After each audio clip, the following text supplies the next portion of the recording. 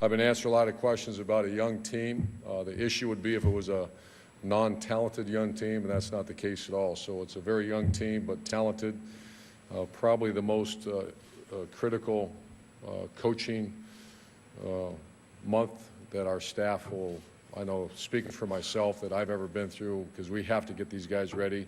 44 of our players, which is over half of our scholarships, are kids that never played in a game, so we have to get them ready. So our practices are going to be much different.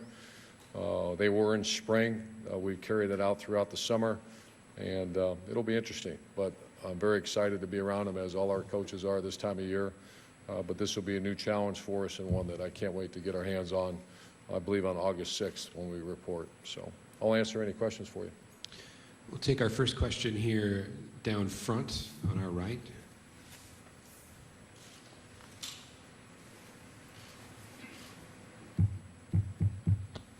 Hey, Coach. Steve Hellwagon with 24/7 Sports. Obviously, news came out last week about Briante Dunn.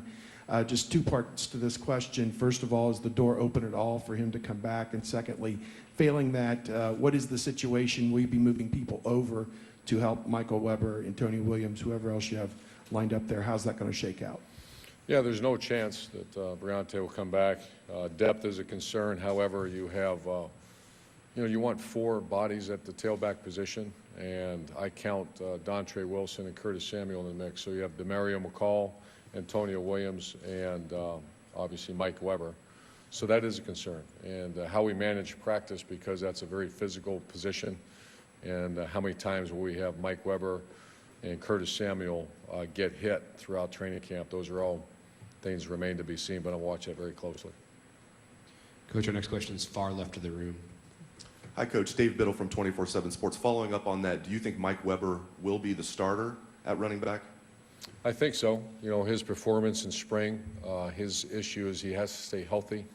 I like where he's at. I don't like where he's at. I love where he's at as far as what kind of physical condition he's in. And I anticipate he'll be the starting tailback, but that's why we have training camp. Well, we lost, I was looking back, I think we lost 6 players to the NFL draft in 2008. 2010, after the 2009 season. And we lost 9 this year. So not as many lost. However, I can't recall a time where you're talking about a very, very talented group of players that have waited their turn, and a very talented group that just got there in June we're going to play them. My goal is to play every freshman. I know that doesn't happen, but we want to play the freshmen as soon as we can. So to answer your question, it's a couple times close, but nothing like this. Any choice to say I like it, I'm not sure I really like that, but I've never been there. I've watched them on film. I have great respect for Coach Stoops. He's a good friend of mine. It's there. We know it's coming. I'm glad we have 2 games to get a little bit underneath our belt. I can't. It'd be hard to take a completely green team into a game like that, but we'll be ready. We're practicing noise early in training camp. We're going to try to get that mindset very, very early because we see what's on the horizon.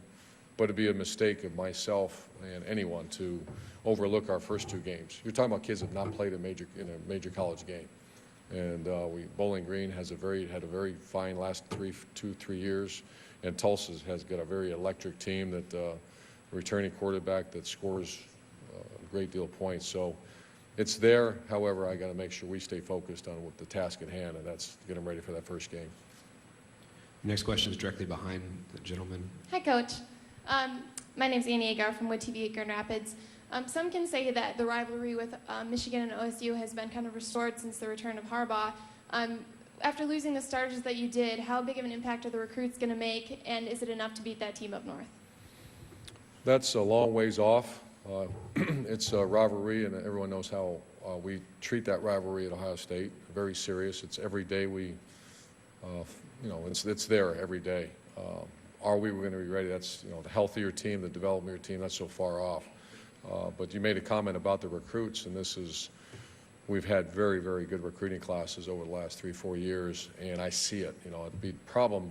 There's been, examples throughout the years, my years too, that this guy's supposed to be a great player, these guys are supposed to be, but they're just not. I don't feel that way. I feel that they just had to wait their turn because of what was in front of them.